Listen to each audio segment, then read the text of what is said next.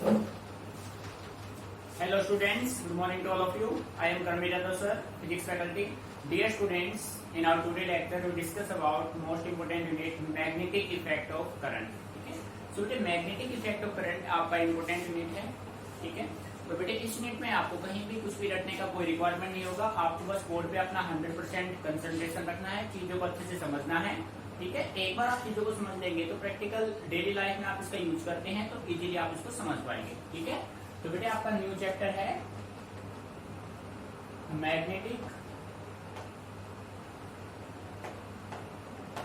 Magnetic effect of electric current.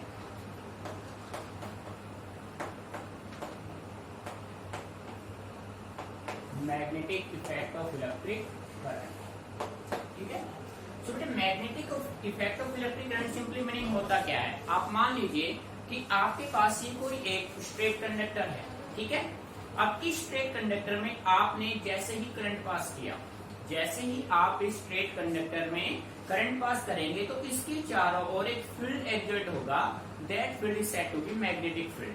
ठीक है, तो ये जो फिनोमेना है ये अपना क्या है, magnetic effect of electric current. Dear student, 1820 से पहले हमारे पास एक सिंगल फील्ड एग्जिस्ट करता था जिसका नाम था इलेक्ट्रिक फील्ड. 1820 में एक साइंटिस्ट आए, हैंस क्रिस ओयरस्टेड. हैंस क्रिस ओयरस्टेड ने एक सिंपल एक्सपेरिमेंट परफॉर्म किया और सिंपल एक्सपेरिमेंट से हमें ये बताया कि जब भी कोई चार्ज पार्टिकल रेस्ट में होता है तो उसके पास एक सिंगल फील्ड एग्जिस्ट करेगा, रेस्ट इलेक्ट्रिक फील्ड. जब यही चार्ज पार्टिकल मोशन में होगा तो उसके पास इलेक्ट्रिक फील्ड के साथ साथ एक सेकंड फील्ड आ जाएगा जिसका नाम होगा मैग्नेटिक फील्ड. ठीक है, तो बेटे इस चैप्टर को शुरू करने से पहले हम इसके बेसिक्स को अच्छे से समझते हैं. भाई मैग्नेट होता क्या है, मैग्नेट किससे बना है, उसके बेसिक प्रॉपर्टीज क्या है, कैसे आप उनको यूज में लेते हैं. ठीक है, फिर हम बात करेंगे हैंस क्रिस ओयरस्टेड के एक्सपेरिमेंट की. सो डियर स्टूडेंट, आप सबसे पहले हम यूनिट के डेफिनेशन को ही डराइव करेंगे.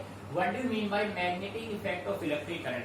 तो बेटे सिंपल वे में मैं कह सकता हूँ magnetic effect of electric current means when some current is pass through a wire or conductor then it exert a magnetic field around it. ठीक है, आप कह सकते हो मैग्नेटिक, बेटे ध्यान से समझना है, magnetic effect of electric current means when some current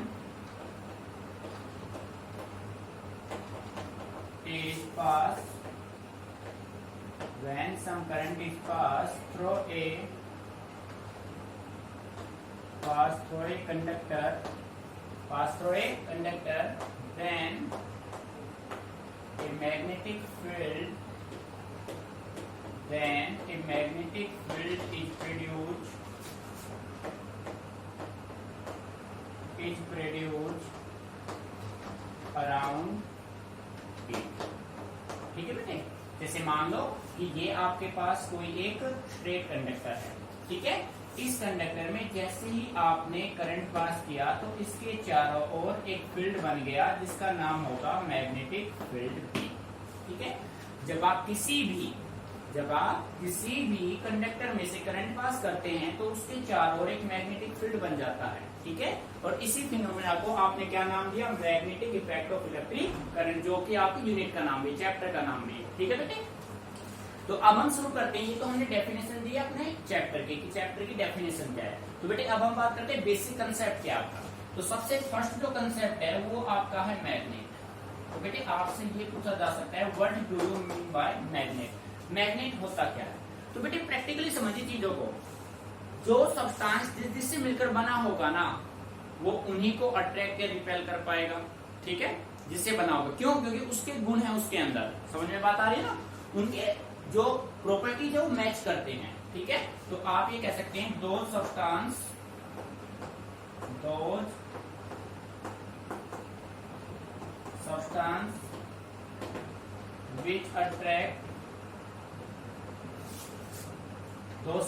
which attract or repel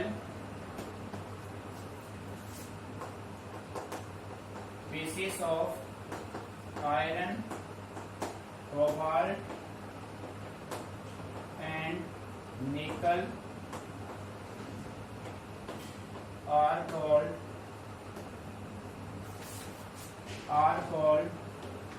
manganese. मुझे बात समझ में आ रही है भाई? वो सभी सब्सटेंस जो किसके पीस, आयरन, कोबाल्ट, निकल के पीसेस को अट्रैक्ट या रिपेल करे तो वो सभी क्या होंगे, मैग्नेट होंगे। ठीक है, क्या होगा बेटे, वो मैग्नेट होगा। ठीक है, अब देखो, अब हम बात करते हैं types of magnet.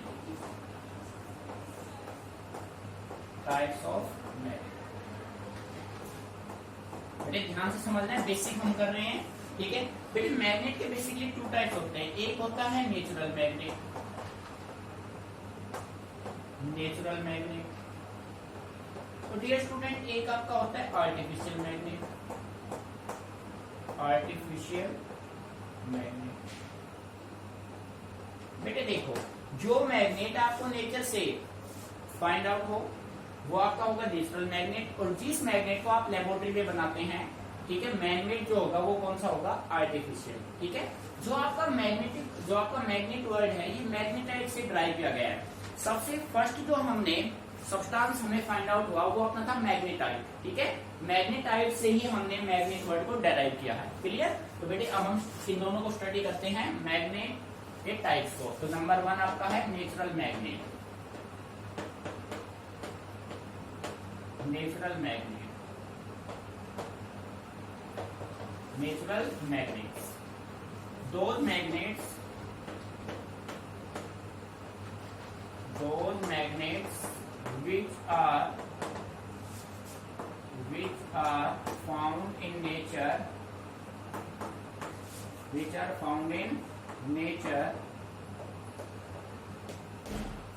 are called natural magnets, natural magnets। Meaning आ रहा है समझ में? भाई जो मैग्नेट आपको नेचर से प्राप्त होते हैं वो आपके नेचुरल मैग्नेट होंगे। बेटे मेन है इनमें एग्जांपल, फॉर एग्जांपल मैग्नेटाइट, जिसका फॉर्मूला होता है Fe3O4। बेटे magnetite was the first magnet. ठीक है, सबसे जो पहले अट्रैक्टिव रिपल्सिव प्रॉपर्टी मिला था वो किसमें मिला था, मैग्नेटाइट। मैग्नेटाइट से ही अपना मैग्नेट वर्ड डेराइव किया गया है। ठीक है, ये है नेचुरल मैग्नेट। जो अपना अर्थ है वो भी कंप्लीट मैग्नेट से घिरा हुआ है बेटे। ठीक है, अब हम बात करते हैं second, artificial magnet. Artificial magnet, तो बेटे आप कह सकते हैं the man made magnets are called artificial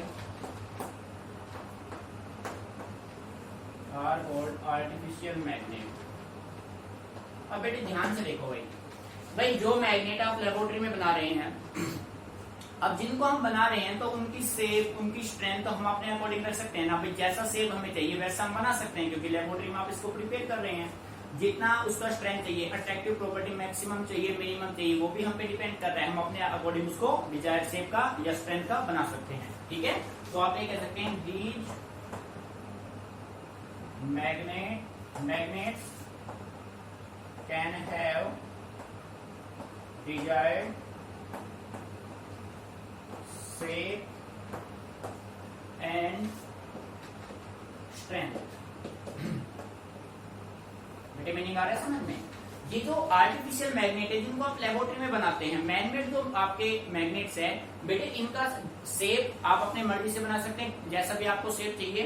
ठीक है, और उनका स्ट्रेंथ कि कितने डिस्टेंस तक वो अट्रैक्ट रिपेल कर पाए, वो सभी आप पे डिपेंड करें, क्योंकि आप उसको लेबोरेटरी में प्रिपेयर कर रहे हैं। ठीक है, तो ये आपके होंगे आर्टिफिशियल मैग्नेट। फॉर एग्जाम्पल इसके आप ले सकते हैं बार मैग्नेट, हॉर्सशू मैग्नेट जो कि यू शेप में होता है, हॉर्सशू मैग्नेट। और बेटे लास्ट वन आता है इलेक्ट्रोमैग्नेट।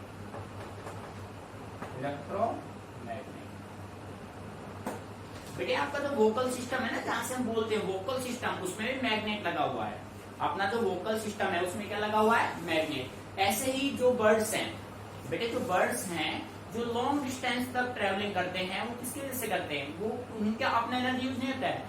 जो लार्ज डिस्टेंस कवर करते हैं, हाइट पे चले जाते हैं, तो उनके माइंड में, ब्रेन में मैग्नेटिज्म होता है, मैग्नेट होता है। वो मैग्नेट अर्थ के मैग्नेट से कनेक्ट हो जाता है, जो उनको फोर्स प्रोवाइड, एनर्जी प्रोवाइड कराता है, जिससे वो लॉन्ग डिस्टेंस कवर कर पाते हैं। ठीक है, मीनिंग समझ में भाई। जो बर्ड्स लार्ज डिस्टेंस कवर करते हैं हायर डिस्टेंस पे, तो बेटे वो मैग्नेटिज्म की वजह से कर पाते हैं। उनके माइंड, उनके ब्रेन में क्या होता है, मैग्नेट होता है, जो अर्थ के मैग्नेट से एनर्जी लेता है और लॉन्ग डिस्टेंस कवर करते हैं। ठीक है, तो बेटे मैग्नेट्स के 2 टाइप, नेचुरल, आर्टिफिशियल। जो आपको नेचर से प्राप्त हो वो नेचुरल, मैग्नेटाइट Fe3O4 फॉर्मूला है, chemical formula. Artificial, man made. ठीक है, बार मैग्नेट, होर्सशू मैग्नेट, इलेक्ट्रोमैग्नेट। बेटे अच्छे से इसको नोट कर लो, कोई भी पॉइंट आपको समझ नहीं आए तो आप इसे डिस्कस करो। चीजों को समझना है, रटना नहीं है। ठीक है,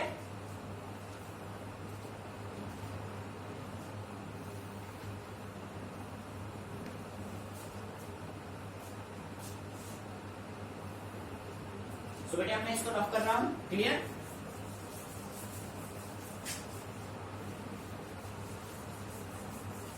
देखो बेटे, अब हम बात करते हैं प्रॉपर्टीज ऑफ मैग्नेट। हेडिंग बना लीजिए सभी बच्चे, ध्यान से समझना है। Properties of magnet. देखो बेटे ध्यान से भाई, देखो जो मैग्नेट है ना, मैग्नेट के बेटे 2 पोल होते हैं। मैग्नेट है 2 पोल्स, ध्यान समझना।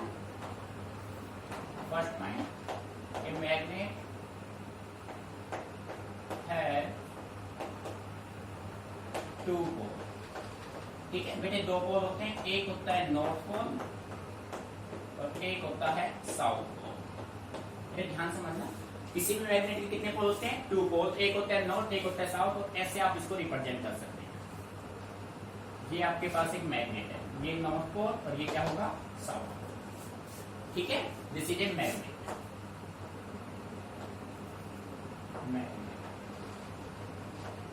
कौन सा मैग्नेट भाई, बार मैग्नेट। ये अपने पास कोई एक बार मैग्नेट है, इस बार मैग्नेट का ये नॉर्थ पोल, ये कौन सा हो गया, साउथ पोल। ठीक है, तो बेटे प्रॉपर्टी में मैं कह सकता हूं like poles, like poles, like means north north, south south. बेटे एक जैसी प्रकृति के जो पोल होंगे ना, वो एक दूसरे क्या करेंगे, वो रिपेल करेंगे, दूर फेंकेंगे एक दूसरे।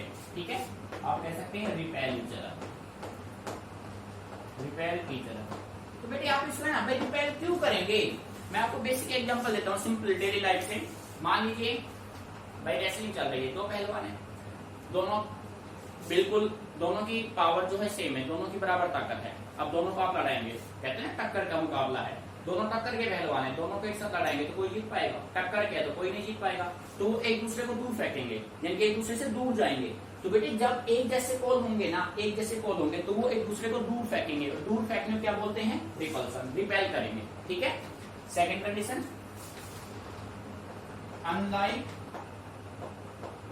Unlike poles.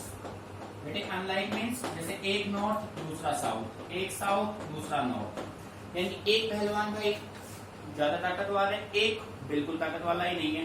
दोनों को लड़ाओगे तो ताकत वाला उसको अपनी तरफ क्या करेगा, अट्रैक्ट करेगा। ठीक है, तो बेटे आप कह सकते हैं अनलाइक पोल्स हमेशा क्या करेंगे, attract each other, attract each other. Meaning यहां तक क्लियर। ठीक है, अच्छा बेटे जब आप किसी भी मैग्नेट को, मान लीजिए ये आपके पास कोई एक मैग्नेट है, जब आप इस मैग्नेट को फ्रीली सस्पेंड करेंगे ना, जब किसी भी मैग्नेट को फ्रीली सस्पेंड किया जाता है तो वो हमेशा नॉर्थ साउथ डायरेक्शन में ही एग्जिस्ट करेगा, हमेशा ध्यान रखिए। ठीक है, when a magnet is suspended, when a magnet is suspended freely, it exists in north south direction. बेटे समझ आ रहा है, जब आप किसी भी मैग्नेट को फ्रीली सस्पेंड करेंगे ना, तो वो हमेशा 2 डायरेक्शन में एग्जिस्ट करेगा। कौन कौन से में, नॉर्थ और साउथ में एग्जिस्ट करेगा। बेटे आ रहा है मीनिंग समझ में। ठीक है, देखो ऐसे मान लो ये अपना है अर्थ, मान लिया ये आपने किसी भी मैग्नेट को फ्रीली सस्पेंड कर दिया।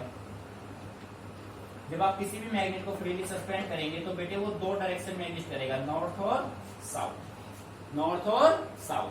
ठीक है, मीनिंग समझ में आ गया? क्लियर? ठीक है, फोर्थ पॉइंट देखो, repulsion is the shortest of magnetism.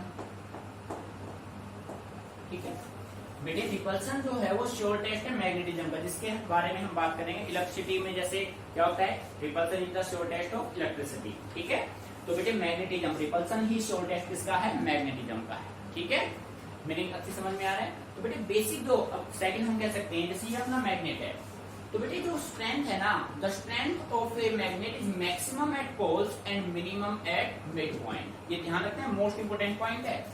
Point number 5, the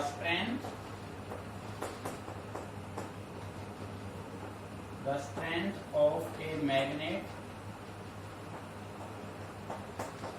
is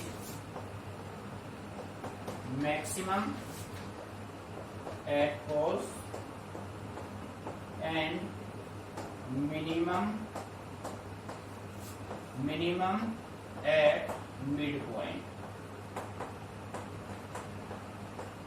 बेटे किसी भी मैग्नेट का, जैसे ये मैग्नेट है, ठीक है, इस मैग्नेट के दो पोल है, ये नॉर्थ पोल, ये कौन सा हो गया भाई, साउथ पोल। ठीक है, तो बेटे ये इसके हैं पोल्स, ये नॉर्थ साउथ क्या है, पोल है। ये एस पोल हो गया और ये हो गया नॉर्थ पोल। ठीक है, और ये हो गया इसका मिड पॉइंट, मिड पॉइंट। तो इसका जो स्ट्रेंथ होगा ना, वो कहां पे मैक्सिमम रहेगा, वो पोल्स पे मैक्सिमम रहेगा, मिड पॉइंट पे क्या रहेगा, मिनिमम रहेगा। मिड पॉइंट है आपका ये। ठीक है, मीनिंग समझ में आ रहा है? तो बेटे ये है basic properties of a magnet. Like poles, north north, south south क्या करेंगे, रिपेल। ठीक है, unlike pole, north south, south north हमेशा क्या करेंगे, attract. When a magnet is suspended freely, it exists in north south direction। जब आप किसी भी मैग्नेट को फ्रीली सस्पेंड करेंगे तो वो हमेशा नॉर्थ और साउथ डायरेक्शन में ही एग्जिस्ट करेगा। ठीक है, repulsion is the shortest of magnetism. The strength of the magnet is maximum at pole और मिनिमम कहां पे होगा बेटे, मिड पॉइंट पे। पोल पे मैक्सिमम, मिड पॉइंट पे मिनिमम। Meaning clear? तो बेटे एक एक पॉइंट को माइंड में सेट करना है, अच्छे से चीजों को समझना है। सेम आपको रिपीट होगा 12th में जाके। ठीक है, तो चीजों को यहाँ आप ढंग से पढ़ लेंगे तो 12th में आपके लिए बिल्कुल टॉपिक और आसान हो जाएंगे। ठीक है, अच्छे समझो इनको।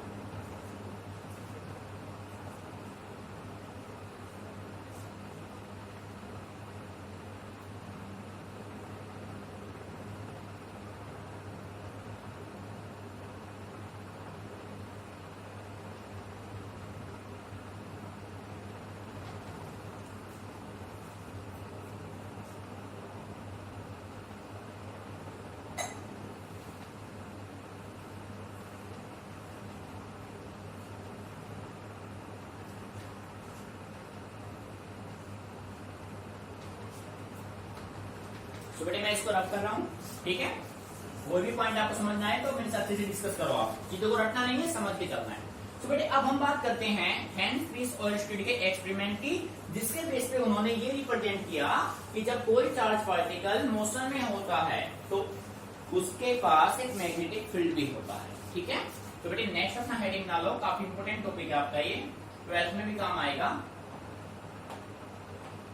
ओयरस्टेड्स experiment.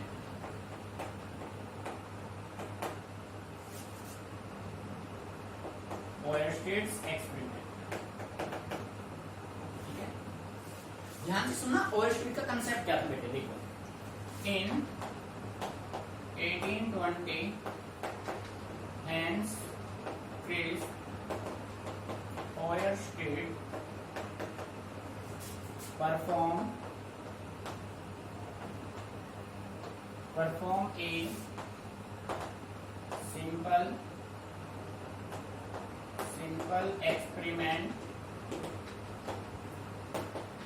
perform a simple experiment, to show that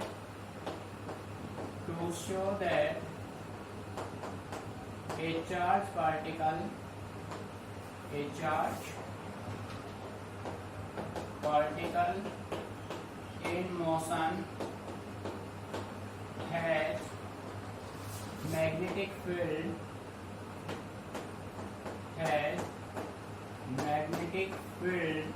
associated with it,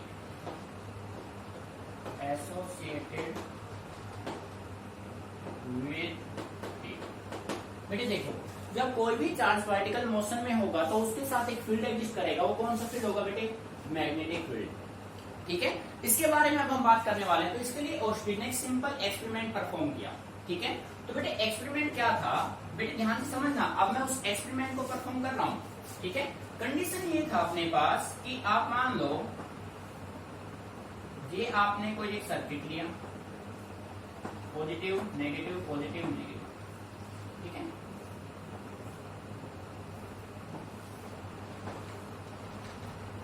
ये आपने बैटरी लगा दिया,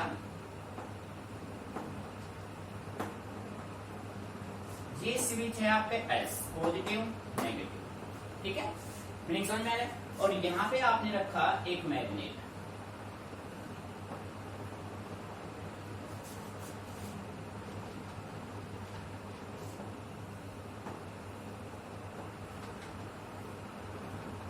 बेटे ये हो गया एक मैग्नेट। इस मैग्नेट का ये साउथ पोल और ये कौन सा हो गया? North pole. ठीक है, ये हो गया मैग्नेट। बेटे ध्यान से समझना चीजों को बिल्कुल केयरफुली।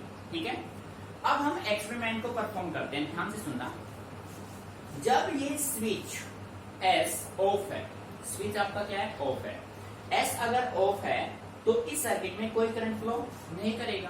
कोई करंट फ्लो नहीं करेगा, कोई करंट भाई, जब तक ये की आपका स्विच अगर आपका ऑफ है तो सर्किट में कोई करंट फ्लो नहीं करेगा। करंट फ्लो नहीं करेगा तो ये मैग्नेटिक नीडल कोई डिफ्लेक्शन नहीं देगा। समझ में आ रहा है ना? तो देखो बेटे, फर्स्ट पॉइंट मैंने यहां से ये ऑब्जर्व किया। ध्यान से समझना। ऑब्जर्वेशन मैं बता देता हूं। Observation first point, when S is off, when S is off, no current in the circuit, and hence no deflection, in the magnetic needle। बेटे फर्स्ट पॉइंट समझ में आ गया? अरे हाँ है ना, आपने एक मैग्नेटिक नीडल रखा है किसके पास? एक सर्किट के पास। अब आपने स्विच एस को किया ऑन। ये देखो बेटे, कनेक्शन कर दिया ना। जैसे स्विच एस ऑन होगा, सर्किट में क्या फ्लो करेगा? सर्किट में करंट फ्लो करेगा। सर्किट में क्या फ्लो करेगा? करंट फ्लो करेगा। बात समझ आ रही है? सर्किट में करंट फ्लो करेगा तो ये जो मैग्नेटिक नीडल है वो क्या देगा बेटे? वो क्या देगा? डिफ्लेक्शन देगा। ये अपने आप को डिफ्लेक्ट करेगा नॉर्थ से साउथ डायरेक्शन में। बात तो समझना। जैसे ही आपने स्विच को ऑन किया, current flow in the circuit and magnetic needle show deflection north to south direction. देखो, when S is made on current flow in the circuit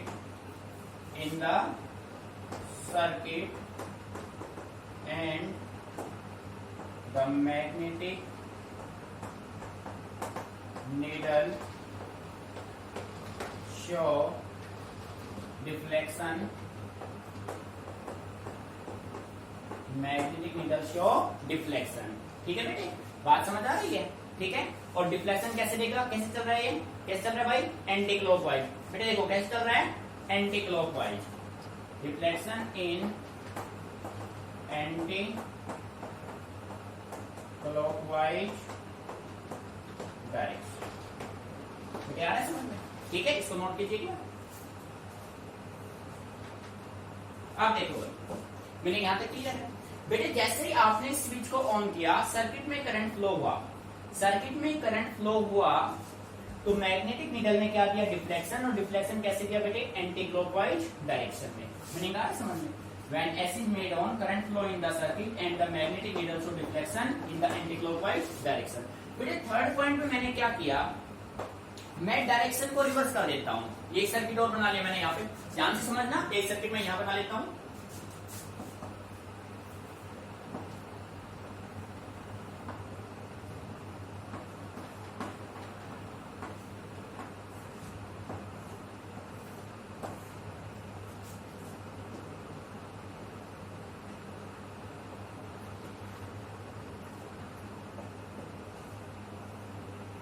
ये हो गया साउथ पोल, ये हो गया नॉर्थ पोल, ये अपने पास है मैग्नेट। बेटे ध्यान से देखो, ये एस, ये बैटरी, पॉजिटिव है। अब मैंने स्विच तो ऑन कर दिया, अब मैंने डायरेक्शन को रिवर्स कर दिया। डायरेक्शन क्या कर दिए, रिवर्स। ध्यान से देखो बेटे, पहले करंट फ्लो कर रहा था एंटी क्लॉकवाइज, अब करंट फ्लो कर रहा है क्लॉकवाइज। जब मैंने डायरेक्शन को रिवर्स किया तो करंट डिफ्लेक्शन के डायरेक्शन में क्या होंगे, रिवर्स। कैसे होंगे, अब ये डिफ्लेक्शन ऐसे आएगा, समझ में आ रहा? पहले ऐसे एंटी क्लॉकवाइज था, अब क्या हो गया बेटे, क्लॉकवाइज। ठीक है, तो मैं ये कह सकता हूं थर्ड पॉइंट में, when direction of current is reverse, direction of current is reverse, then direction of deflection is also reverse, is also reverse। अब कैसे होगा भाई, now in clockwise direction। बेटे आ रहा है समझ में? जब आपने करंट के डायरेक्शन को, पहले करंट एंटी क्लॉकवाइज था, डिफ्लेक्शन एंटी क्लॉकवाइज था, अब करंट आपका क्लॉकवाइज है तो बेटे डिफ्लेक्शन भी क्या होगा, क्लॉकवाइज। मीनिंग आ रहा है यहाँ तक समझ में? तो बेटे ये सिंपल एक्सपेरिमेंट परफॉर्म किया था हैंस क्रिस ऑरस्टीन ने 1820 में, जिसके बेस पे उन्होंने ये शो किया कि जब चार्ज पार्टिकल रेस्ट में है तो उसके पास सिंगल फील्ड है, इलेक्ट्रिक फील्ड। जब यही चार्ज पार्टिकल मोशन में है तो उसके पास एक सेकंड फील्ड है जिसका नाम है मैग्नेटिक फील्ड। ठीक है, तो यहां तक एक बार ऑब्जर्व कर लो, फिर हम लिखेंगे यहाँ कंक्लूजन। यहां से क्या आपने कंक्लूड किया, ठीक है, अच्छे से नोट करो इसको।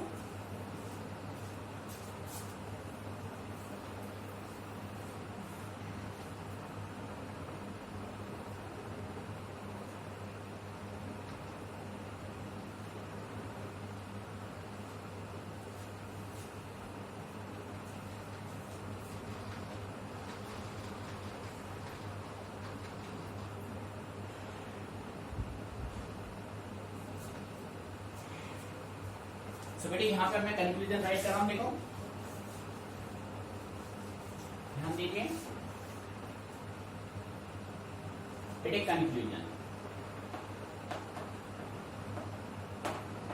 कंक्लूजन में आपका फर्स्ट पॉइंट होगा ए charge particle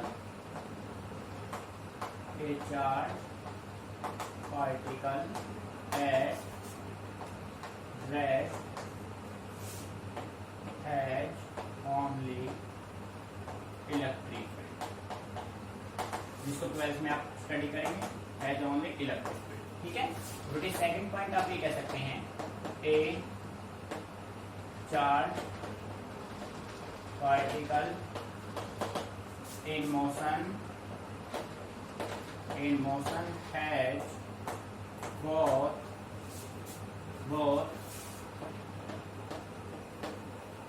electric as well as magnetic field associated with it।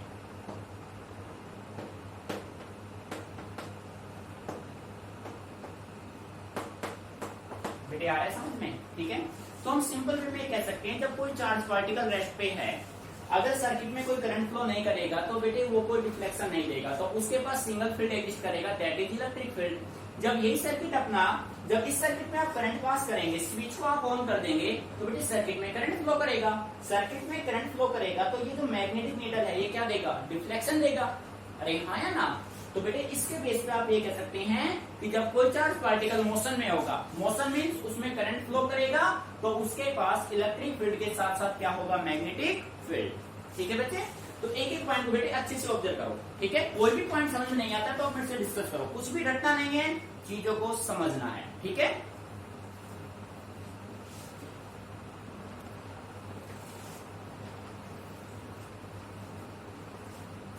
बेटे एक पॉइंट को अच्छे से करना है। So dear student, same topic आप 12th में भी रिपीट करेंगे बेटे। तो इन चीजों को अगर आप अभी से 10th में ही चीजों को डीपली समझ लेंगे ना बेटे, फिजिक्स का सिंपल मीनिंग है कंसेप्ट। जिस बच्चे के कंसेप्ट क्लियर हो गए ना, तो बेटे ये समझ लो उसको फिजिक्स में कभी कोई प्रॉब्लम नहीं आएगी। आप कभी ये नहीं कहोगे कि हम आज पढ़ के नहीं आए, याद नहीं किया। बेटे फिजिक्स में कुछ भी याद करने का नहीं है, 100% अंडरस्टैंडिंग कंसेप्चुअल कंसेप्ट है।